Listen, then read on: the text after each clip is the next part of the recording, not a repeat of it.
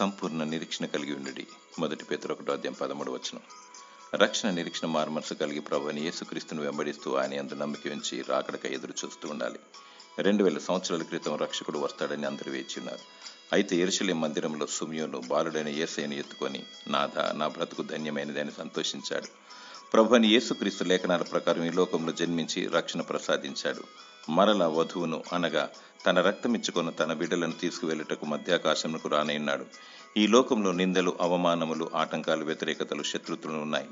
అధైర్యపడక వీటన్నిటి మరచి సత్యవాక్యమును చేపట్టి వాక్యాన్ని ధ్యానించాలి, భుజించాలి, గైకొనాలి, దాని ప్రకారం జీవించాలి.